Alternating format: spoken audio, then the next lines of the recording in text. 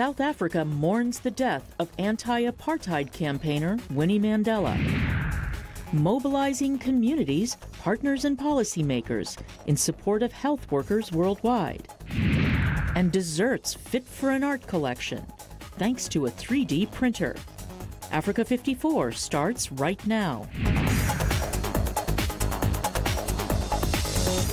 Good evening and welcome. I'm Vincent McCory. This is Africa 54. Politicians, rights activists and supporters worldwide are paying tribute to South African anti-apartheid campaigner Winnie Mandela, who died Monday at 81. Mandela, former wife of Nelson Mandela, was a prominent member of the ruling African National Congress Party. She is mostly remembered as a fierce fighter against the white minority rule in South Africa. Mourners flocked to her home in Soweto on Monday to say their farewells. VOA's Sladitsa Hoke has more.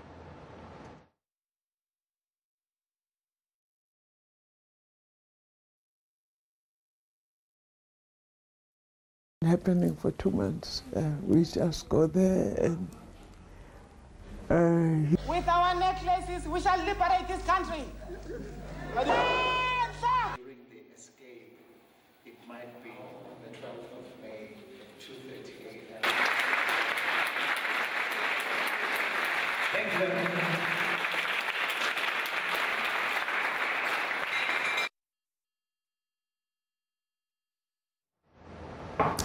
Well, let's get a bit more on Winnie Mandela, her legacy, from VOA reporter Darren Taylor, who joins us live via Skype now from Johannesburg in South Africa. Good evening, Darren.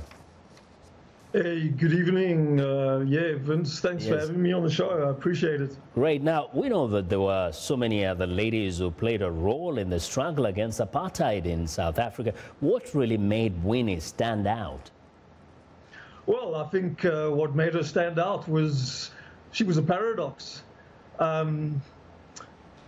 know people whose parents, for example, were political prisoners at Pollsmoor prison in Cape Town when Nelson Mandela was held there, while Winnie was allowed to visit her husband on special occasions such as Christmas, for example. Others weren't, but Winnie would often refuse to visit Nelson Mandela unless these other women were allowed in to visit their husbands. There were so many sides to her. At the same time, you know, she took great personal risk. She sheltered anti-apartheid activists. Her home in Soweto was a refuge. There's so many of them. She used her high public profile to, in effect, shelter these people because she knew that for the apartheid security police really to attack her house would be an international incident. But so she used this to the advantage of activists. Yet perhaps understandably, because of the hardship she experienced, Winnie Mandela was also an extremely angry, vengeful person. Part of reconciliation really wasn't her. For example, she infamously advocated use the horrific necklace method of murder. Okay, so we have the line is really bad there. We'll try to come back to you. But otherwise, stand by and thank you very much. We want to go back and just get a little more reporting there on Winnie Mandela and see what more we can learn about her. Supporters were singing and dancing outside Winnie Mandela's home Monday night in respect for her lifetime of work on behalf of her people. The crowd partied to make way for the motorcade of South African President Cyril Ramaphosa. The death of Winnie Mandela is a great loss in that she has been one of the strongest women in our struggle who suffered immensely under the apartheid regime, who was imprisoned, who was banished, who was treated very badly, separated not only from her husband but from her children as well and her people. Winnie Mandela was married to Nelson Mandela for 38 years, but he was in jail during most of that time. When he was imprisoned for life in 1964, Winnie continued to fight against apartheid and was jailed, exiled and hounded by the government for her activities. During that time, she gained recognition in the West for her human rights work.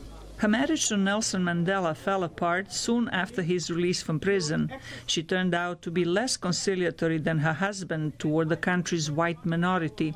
Allegations of torture, kidnapping, corruption and theft led to a lawsuit against Winnie Mandela and the conviction on multiple counts in 2003. Her jail sentence was later suspended after a judge ruled that her crimes were not committed for personal gain. She returned to politics in 2007, and although a polarizing figure, she was seen as an asset to the ruling ANC party. Mama Winnie Mandela was identified by the masses of our people as the mother of the nation. This was in recognition of a fearless and uncompromising stand that she took against the might of the apartheid regime. Despite mistakes, Mandela remained an internationally recognized icon of uncompromising struggle against apartheid and for equal rights for the South African black majority. She was a strong and fearless voice in the struggle for equal rights and will be remembered as a symbol of resistance. The Secretary-General wishes to extend his deepest condolences to the people of South Africa as well as to her family. Winnie Mandela will be honored by a state funeral on April 14th, preceded by an official memorial service on April 11th. Zlarica Hoke, VOA News, Washington. Okay, now let's go back to Johannesburg, South Africa, where Darren Taylor is standing by. Now, Darren, you know, you have covered her very closely. Can you describe to us the difference between the Winnie that we would see reported in the media and the person when you got to see her up close? Well, I think in large respects, and partly due to the apartheid government demonizing her for various statements that she made, really inflammatory statements, you know, a lot of the public were dubious, and a lot of the public were very, I wouldn't say scared, but you know, they didn't take to her because she wasn't like a lot of the other women. She wasn't soft. She didn't advocate reconciliation. She was very strong, and at that time in South Africa's history, and you know, and still now, they're suspicious of such strong women. And also, she was involved in activities such as the formation of the Mandela United Football Club in Soweto during the 1980s. This was a group of young men who were ostensibly anti-apartheid activists, but in reality were a group of thugs. So Winnie had this ability, if I could call it that as well, to surround herself with all the wrong people and really get into trouble. And yeah, these young men committed a lot of atrocities in her name, and that led her later on to have to appear accused of various human rights violations before South Africa's Truth Commission, where I really got to know the character of Winnie Mandela. Yeah. Well, we're definitely going to be talking a lot more about her throughout the week and next week. We thank you very much, Darren, for joining us today. Thank you. That is Darren Taylor reporting via Skype from Johannesburg in South Africa. Now, in West Africa, both Sierra Leone parties are claiming victory in the country's presidential elections ahead of the official results. Supporters of the opposition, Sierra Leone People's Party, say they are convinced Julius Maada Bio is the winner. But a spokesman for the ruling All People's Congress told Reuters that its candidate, Samora Kamara, was ahead based on a tabulation of 83% of the ballots cast in Saturday's poll. The candidates, however, have agreed to abide by the National Electoral Commission's tallying system to not undermine the results process. The Elections Commission has not announced any results from the election, which was delayed several days due to a complaint of fraud. Israeli Prime Minister Benjamin Netanyahu is putting on hold an agreement with the United Nations Refugee Agency to relocate thousands of African migrants to Western countries. Hours after announcing the deal, Netanyahu posted a message on his Facebook page saying he was delaying the agreement until further review. Netanyahu says under the agreement, 16,000 migrants would have been resettled in Western nations, including Canada, Italy and Germany. The Israeli leader also says the same number will be given residence in Israel. But soon after the announcement, Germany and Italy said they were unaware of any plans to resettle African migrants in their countries. In February, Israel, Belgium began issuing deportation orders to 20,000 African males, presenting them with an ultimatum: leave for Africa within 2 months or face imprisonment. Now, a group of residents in southern Tel Aviv, where many of the migrants have settled, immediately denounced the new plan in a statement, calling it a shame for the state of Israel. Netanyahu is expecting to meet Tuesday with residents of southern Tel Aviv. To East Africa now, Uganda's refugee population stands at more than 1.4 million and growing due to conflict in the Democratic Republic of Congo and South Sudan. The influx is forcing Ugandan officials to rethink its decades-old policy of allocating refugees plots of land to live on and farm. Alima Athumani reports from Changwali refugee settlement in western Uganda. More Congolese refugees arrive every day. More than 60,000 have crossed into western Uganda since the start of the year. They are fleeing a fresh wave of communal violence in northeastern DRC. Nzeimana Emmanuel fled to Uganda in 2014. The government gave him use of a 9 by 9 meter plot of land. The recent ethnic violence has forced his family to join him. We used to farm, but now the gardens have been reduced because of the influx. They told us we can't continue farming. Uganda first gave land to refugees in the early 1960s. Ownership remains with the government or host communities, but refugees use the plots for free. The goal is to make refugees self-reliant and able to feed themselves. But amid the influx from Congo, the government says it must redesign some settlements, including Changwali. So that the refugees will not be scattered through the camp like we have to date handled. We are going to reorganize them to the extent that there will be settlement on just one side of the camp. And then 3/4 of the camp should be used for extensive agriculture. Devota Mparanze Uzamkunda is a mother of 6. She farms and rears some goats and pigs at Changwali. She says the doors to the camp remain open.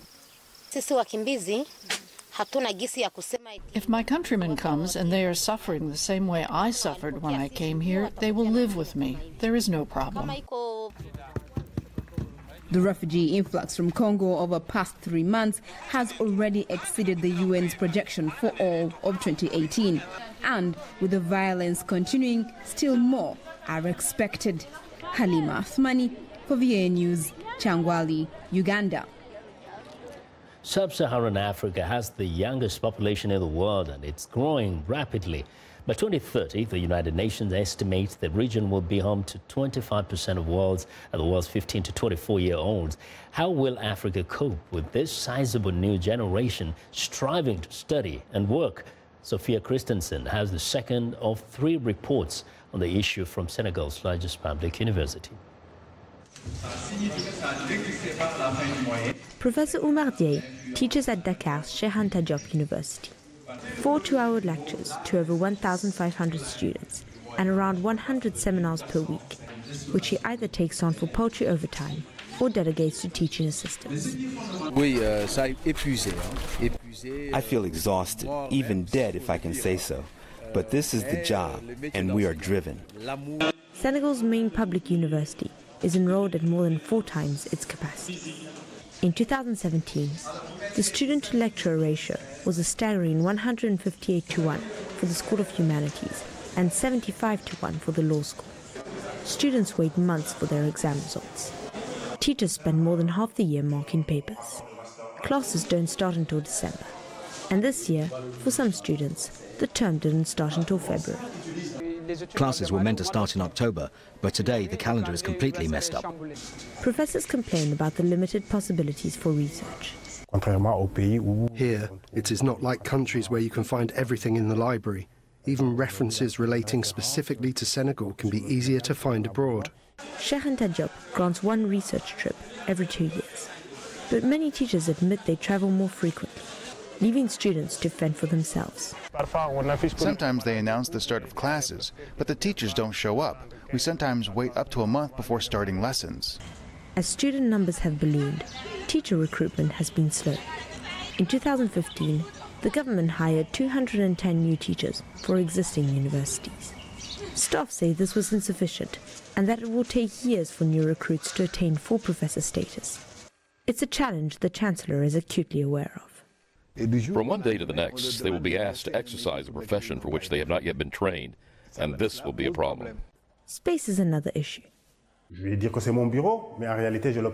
would like to say this is my desk, but in reality, I share it with Professor Ba, Professor Lee, Professor Say, Professor Fai, and a few other colleagues. The government has begun recruiting staff for 2 new universities, still under construction. Professors at Sheikh Anta Diop have their hands full. Sophia Christensen for VOA News, Dakar. Well, I want to know what you think about Africa 54 and the stories we covered. Join the conversation on Facebook.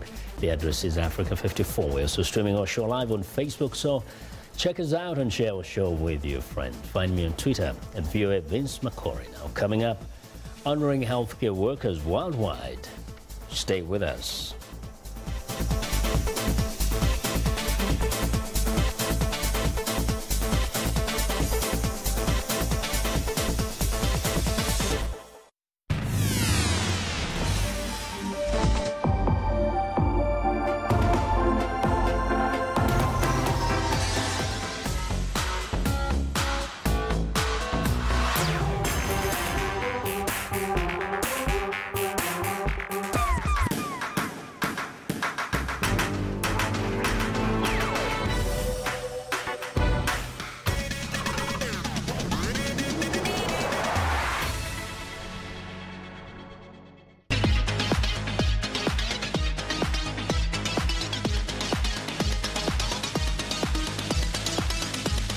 And it's time now for our health report. And joining us now is Africa 54 health correspondent Leone with a look at the World Health Workers Week. Leone. That's right, Vincent. This week is World Health Workers Week. It's an opportunity to mobilize communities, partners and policymakers in support of health workers around the world. Health officials say there is a need to fill in the gaps in the health workforce and ensure that health workers have the training, supplies and support they need to do their jobs effectively. The United Nations Sustainable Development Goal, the SDGs, number 3, aims to ensure healthy lives and promote well-being for all at all ages by the year 2030, and experts say health workers are key in achieving the SDGs. The World Health Organization estimates that the 4.5 health workers per 1,000 people are needed to achieve universal health coverage. However, the shortage of health workers is growing and is projected to be more than 18 million by 2030. Joining us now from our New York studio is Joy Marini, Global Director, Global Community Impact at Johnson & Johnson. Ms. Marini, welcome to the show. Thank you. So give us a sense of what is happening with the health workers. There is a shortage globally. What seems to be the problem? Well, at Johnson & Johnson, we believe that health is at the heart of human progress. And with good health, children thrive, communities prosper and rise out of poverty, and governments grow their economies. Unfortunately, as you mentioned, we're going to end up with a shortfall of 18 million health workers by 2030. We won't be able to reach the SDGs, or Sustainable Development Goals, without a strong health workforce. So what are some of the main issues, and how do we address these?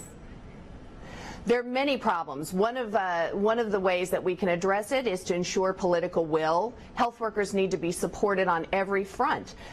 At Johnson & Johnson, we take a holistic view of this. So we look at getting young people into health careers and interested in science, training clinical skills for health workers. And when that health worker is ready to be a leader in their community and their hospital, helping them with leadership and management tools. And you mentioned leaders. We see that women are very much a major part of the health workforce. However, when it comes to leadership, we don't see them very much. What is the problem? Yes, amazingly, out of 7.5 billion people in the world, 5 billion are taken care of by a woman health worker. Yet women health workers only represent less than 25% of the leaders in the healthcare field. Can you believe that women health workers contribute $3 trillion to the global health budgets, and that is 5% of global GDP? But we just don't have women leaders. What we know is that when we have women health leaders, their maternal and newborn mortality drops, people thrive, and communities are healthier. So whose responsibility it is? Is it for women to access this leadership position? Is it because they do not really think about pushing forward, or the opportunities are not there? Because if they do not seek the opportunities, maybe they will not reach that level. Well, one of the things we definitely need for women is a more gender-friendly workplace. We don't have safe spaces in the workplace. We don't have policies for women. We don't push women forward in leadership positions. So then, moving forward, what do you hope to do to see in terms of achieving the SDGs, for example? What is Johnson & Johnson's strategy? Well, I mentioned before that we look at the whole life cycle of a health worker from high school age all the way through leadership and management. Another thing that we look at is technology solutions. As a private sector company, you can imagine there are many technology solutions we think about. One of these is digital health, and one of my favorite examples is Mom Connect in South Africa. We're reaching over 1 million people in South Africa and over 6 million people worldwide with digital health messaging for moms, for both their pregnancy and their newborns. And this messaging is also available and driven by the health worker. What's amazing about this, it's a two-way street. So the health worker gets the information and the government gets the information, as well as the mom. And you can imagine if a mom is providing feedback about her health care and she has a long wait, she's going to report that. So I love this digital technology supporting the health worker around the world. Fantastic, interesting approach. Thank you so much. We have to leave it there. Joy Marini, we appreciate your time today. Thank you. And that was Joy Marini. She's Global Director, Global Community Impact at Johnson & Johnson. Now, visiting the doctor to get your blood pressure checked might be stressful and time-consuming, but if you could get a checkup at your regular barbershop instead. That's the idea behind a recent study in Los Angeles, where pharmacists are working with 52 barbershops to try to help African-American men who have higher rates of high blood pressure than other ethnic groups. Here's VOA's Faith Lapidus.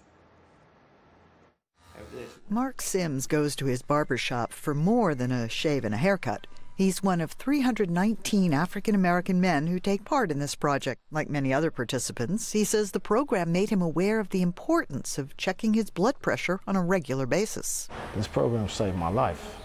This program motivated me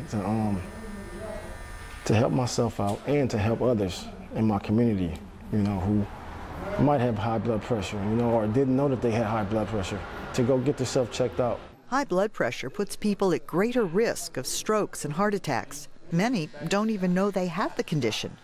But barber Eric Mohammed says bringing tests to places they visit regularly can change that. It takes all of maybe 3 to 5 minutes to take the blood pressure reading. So after I finish my client, I would strap the blood pressure cuff on them and give them their blood pressure reading. I always said if throughout this entire program, if we can just save one life, we won. Dr. Ronald Victor, a cardiologist at Cedars-Sinai Medical Center, says barbershop-based intervention is key. On average, the men in our study get their hair cut every 2 weeks by the same barber and do so for over a decade.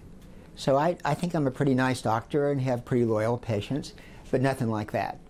And so it really shows that the barbershop is a social hub for black men, and it's also a great place to add on blood pressure management, which requires follow-up over time.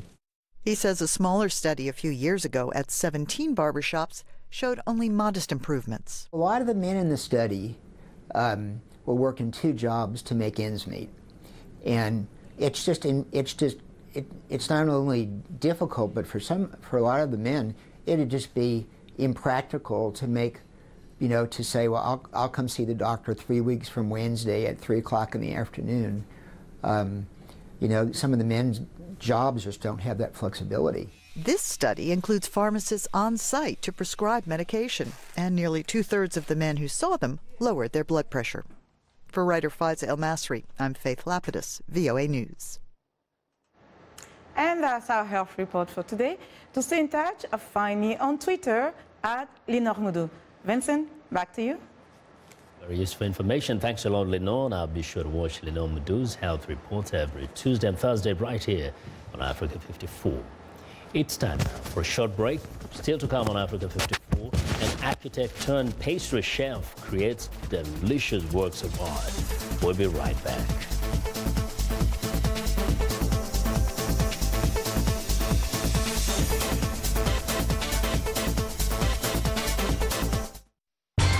How do you see the world? I see countries in turmoil. I see our planet changing. I see people at peace. No matter how you see the world, you'll get an unbiased and uncensored view of it on Voice of America.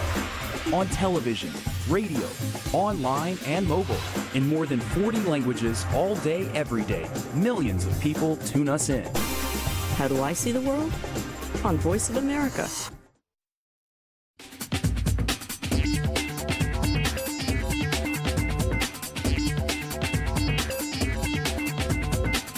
Welcome back to Africa 54, and here's what's trending.